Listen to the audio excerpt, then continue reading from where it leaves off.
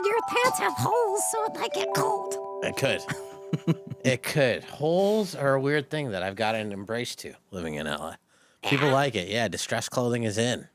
That's so interesting. Mm-hmm. Because I don't wear any clothes. I know you're just living your best life. Body positivity. That's neat. Mm-hmm. Yeah. I don't have the confidence like that. Really? Nope. Weigh myself every morning. Really? Every morning. That sounds really stressful. No, it's fun. Welcome to Soul Tickle. It's our 20th episode anniversary featuring Ashwin Jacob. Ashwin, you do a lot of jobs. I have a lot of jobs. Yeah. Could you list them all? Do you even think that you could? I don't really think I could, honestly. I advise some tech companies. Okay. I am a stand-up. I act. I book modeling gigs. I do some hand modeling gigs. Hand modeling? Hand modeling. Yep, hand jobs. That's what I want to get into. Yeah, hand jobs the are the way to modeling. make it in Hollywood. How do you get into that? Just have pretty hands. Could I do it too? I think possibly. Yeah. I think there's potential, you know? Do you think that I could be a hand model? Let me know in the comments. You know, Elmo can't take all the jobs. Elmo? Elmo. Yeah. I did audition for that role. Oh, really? Yeah. Didn't go very well. It happens. Yeah. How do you deal with rejection? Rejection. Actually, I was going to do a video about this earlier today, which is Perfect. rejection is someone telling you that they're not worth being in your life because they don't see the value in your potential. Wow. So it just speeds up your ability to go on to the next person, the next thing, the next opportunity. And more often than not, you're going to get rejection, especially in like comedy or acting, because you're not going to be the right fit for certain clubs or certain venues, or you're not going to jive with that community of people. And instead of forcing yourself to get that external validation from people that don't inherently see your worth, you got to find new locations to kind of explore your talents, explore your passions, and find what you're meant to be doing. Yeah. That's what I think. Tell us what you think. I think that when you get rejected, it's the universe aligning you with what you're supposed to be doing. Because if you got accepted in the wrong direction, you could keep going for years, but it wouldn't be right. It happens sometimes. Yeah, and then it would take longer to get out of that track. Yeah. Yeah. I also saved a girl at a pool party recently. Really? That was like drowning. Zach's a lifeguard. And I'm very interested in this. I don't know how to swim. So You don't know how to swim? Not well. Kind of like I doggy paddle. I'm okay, but I think she was on drugs. She couldn't get out of the pool, so I got her out of the pool. Asked her for her name. She gave me like a version of a name. Didn't really cack. Asked for the Instagram to try and find a friend. Gave me a fake Instagram. Imagine drowning. What's your Instagram? Asked for who her friends were. She gave me 2 names, and then I asked for their info, and she said my friends are really hot. I don't really know if I can share their info with you. You're like, I'm trying to save your life. It's the perfect meet cute. Perfect. But I got rejected right off the bat. Didn't even get a name, You a should have asked number. for her phone number, not her Instagram. Oh, I asked for a phone number. I couldn't even get her friends' phone numbers. Ashwin, you seem like a very sweet and sensitive soul. I think I am. I think so too. How do you exist in this industry? I don't know. It's a constant struggle every day. You figure out that like you're inherently like, I mean, I know the reason I do comedy is part of it is you get a sense of love from strangers that you lack in your personal life. And You I think feel there's that way? definitely. Yeah. I think I'm very brutally honest with myself. I love the attention from strangers because it really is a high unlike anything else. Like I don't really drink or do drugs that often or at all, to be quite honest with Really? you. Yeah. Like That is shocking to me. Yeah, because like- that told me that you're a playboy. I mean, I was a playboy, but like it doesn't mean you got to be getting drunk all the time. Yeah, You can enjoy a casual cocktail. what is a playboy? A playboy is a person that lives a life of leisure, which I consider myself a life enthusiast more than a playboy. Yeah. That's how I'd self-describe myself, life enthusiast. Okay, I like that. I do what enthuses me in that day. I try a lot of things, and I fail at a lot of things. But ultimately, you get some good life experiences. You have some cool life stories. You get to do unique things that you didn't know you could do. That I want to do more things. I think you should. Thank you. I feel like you could have a run in the casino. Really? Yeah, I think like it could be Ticklemuff is the next Rain Man. What's a casino? It's kind of like Chuck E. Cheese, but for adults. Where Is you it- can make money or lose money. Well, I need to make money, No, you don't. You're fine. but we might end up on the street. We're not going to end up on the street. Zach is a barista Oh, fun. Yeah, it's okay. and a lifeguard Yeah. And a and a lifeguard. trivia host. Yeah, I have a lot of jobs too. And Okay. Zach works at Home Depot, apparently. Apparently, I also work at Home Depot. I like the vest. Thank you. I like it too. Keita does not like it. I didn't say I love Home Depot. We actually have to go to Home Depot this you? afternoon. I actually have a question for everyone here. Please. What do you think is scarier, Halloween Horror Nights at Universal Studios or Home Depot? Please tell us if you are more scared of Home Depot or Halloween Horror Night. I want to know. Zach, I think Home Depot. I think Halloween Horror Night. What about you? I think definitely Home Depot. Yeah. It's uncomfortable asking people for, where things are or how to solve those sort of problems, but it's definitely terrifying in there. I just get overwhelmed Yeah. by the sheer walking in there and seeing it's just huge. I can never find what I'm looking for. Sometimes I Yeah. give up. Really? Yeah. That's sad. No. Amazon. Amazon inherits my purchase. That's how Amazon got so successful. Yeah. Because it was too hard to go through the stores. It was hard. Yeah, it's tough. Keita, what about you? I love Home Depot. In fact, I got our grass there about an hour ago. Nice. Oh, really? If you're in Los Angeles, check out our mystery show on October 18th, linked in the description. Do you think that you could become better at self-discipline as you get older, or no? I think you definitely can. I mean, I'm waking up by 7:11 a.m. every day, up from 7:18. I like 7:11 just because it makes me laugh when I say I wake up at exactly 7:11 every morning. That's amazing. Yeah. I love that. Yeah. You should do that. Well, I actually also, my alarm is set for 7 o'clock. Yeah. But that's not as fun as 7-Eleven. 7-Eleven's funnier, especially as an Indian man saying that. that I wake up at I'm glad exactly you said it because 7:11. I was like, that's kind of a weird. That's strange. I spend a lot of my time saying things that make people uncomfortable. Like when I book hand modeling jobs, people are like, "What do you got to be up for tomorrow morning at exactly 7:11 a.m.?" I'm like, "Well, I booked a hand job," and then I changed the subject into something else. Like, what do you mean by hand job? What's a hand job? A hand modeling gig in my case, but other yeah. people, it is an act of gratification that people either do with themselves or with others. Sometimes, Wow. many people have made Hollywood careers off of these. Really? Yeah. Wow. I like that. Wow, Oh my God. this has gone completely off the rails. Things get real. No hand jobs under that thing over there. There's going to be a lot of editing. A lot of editing. What is your relationship with failure? My relationship with failure is my best friend. I fail at things all the time. Oh my God. Things go wrong all the time. Like I thought I booked a big commercial in January. Palisades fires happened. Then I've been booking a lot of firefighter roles, which I've never seen an Indian firefighter, but I guarantee you if there were Indian firefighters, we would have done it quicker, faster, and under budget. We would have negotiated for deals. So maybe I should have been the firefighter. Yeah. That's happened. Been up for 3 series over the past 2 years. Nothing's really happened with a lot of those things. Now I'm trying to pitch my own ones. I have an unscripted project I'm pitching around like a game show sort of concept. I used to be in talent partnerships with the variety of athletes, rappers, music artists, and digital creators at the early days of what social media was, where social media posts could get you anywhere between $10,000 to $100,000 just for a single post on a platform. Oh my God.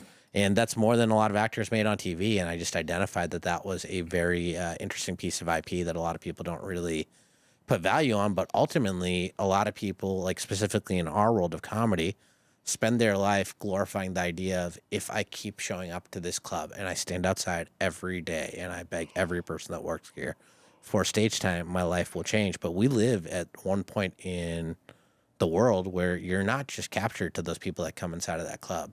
You can create your own contact, like what you guys are doing with the podcast, or like you can post pieces of content on the internet.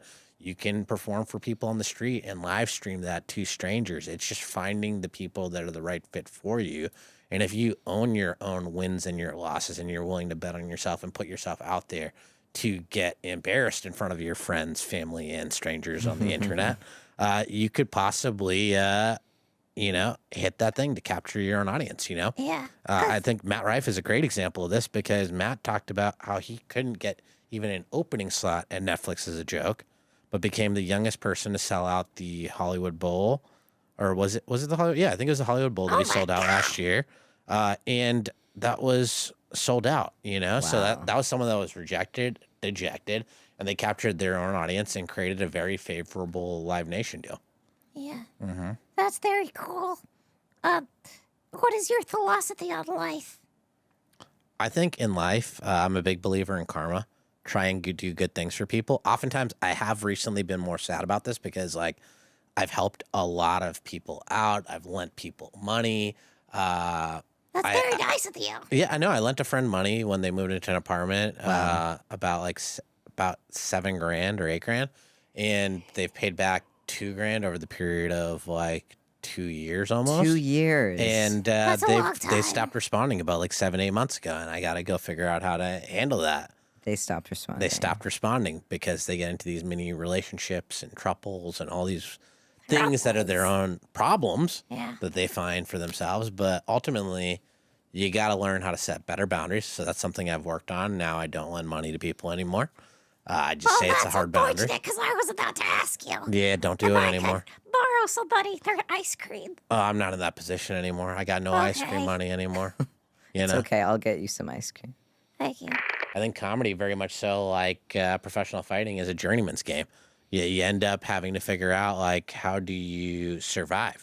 So, Conor McGregor worked weird jobs before he blew up as Conor McGregor, the UFC champ. And I think a lot of comics, including ones that we all think are super successful, have these weird things that they do to pay the bills. Because if you're featuring for someone that's even a massive headliner on the road, you're not necessarily making the money that you'd expect to be making, plus the expenses that you incur on the road. Some people don't get their flights paid for, so they got to pay for their own flights. Then you got to stay in a hotel.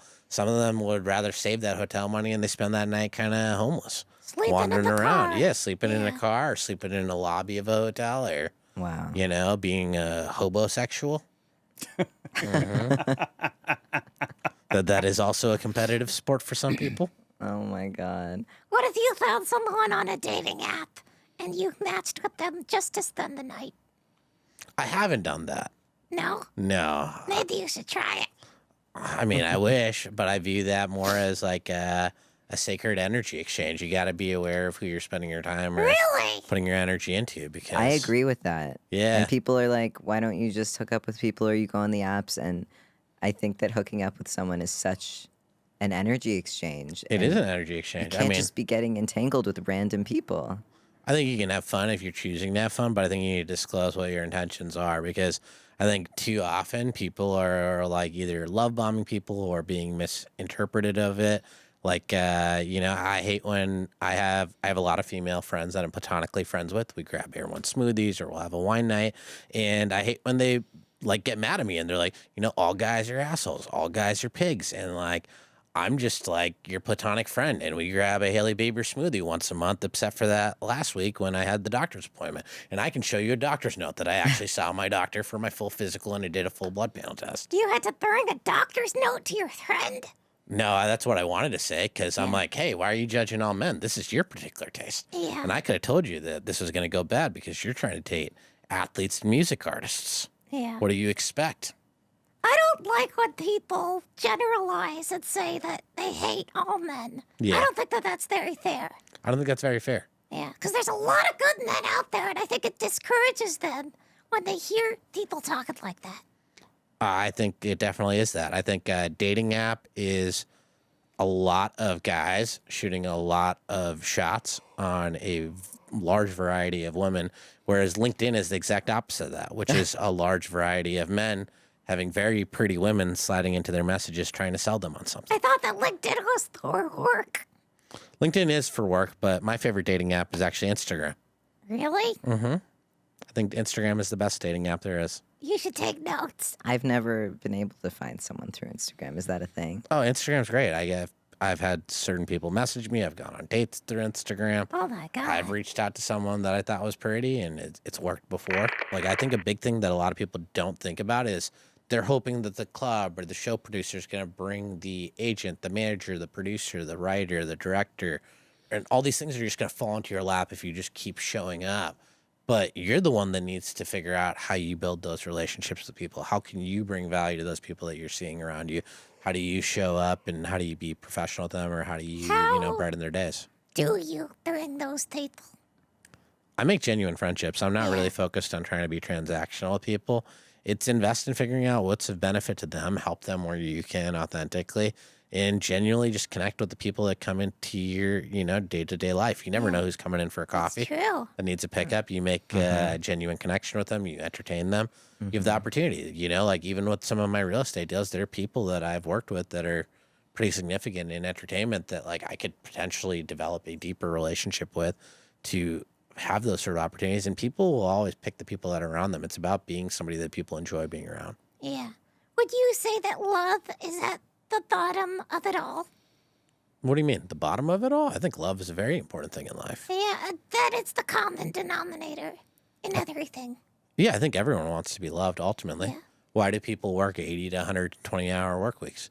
It's for their family, the wife and kids, or the husband and kids, depending on those gender norms. I mean, that's a career goal. I went to a top 20 business school, and one of my favorite jokes to say to people when I met a girl is I'd ask them what they wanted to be. I met this one girl that said, I want to be a housewife. Said, I want to be a house dad. This probably isn't going to work out. And our conversation ended over there. It was a fun piece of banter, but, we just had too much similar of career paths. Yeah, like two bottoms in a relationship. Yeah, it's not going to What's work. a bottom? We'll talk about it later. Okay. Yeah. You said that you don't really drink or smoke or do anything like that. So if you ever want to take a vacation from life, what do you do? Well, on vacations, I do drink pina coladas. I like a pina colada on the beach. That's enjoyable. Yeah? Yeah, I enjoy a pina colada on the beach. I don't smoke regularly, but, if there's a hookah around, I'm always down for a puff or two of that. That sounds like fun. That's a fun thing, Can I try a hookah? Social. I don't know if smoke would be good. I feel like it would get all stuck in your fur. Oh, But it could open you up to new possibilities, shows and hookah lounges. that's true. Maybe we could go without Zach. No, Maybe. no. Maybe. You and I gotta get your number. Yeah. No, we'll see about that. Ashwin, Yes. do you ever get nervous? I do. So this is the weird thing about me. What? I actually, if you ask me to describe myself, I actually describe myself generally as quiet and shy, which is how I generally see myself, as quiet and shy. Really? But a lot of my friends say that I'm super confident and I'm super sociable.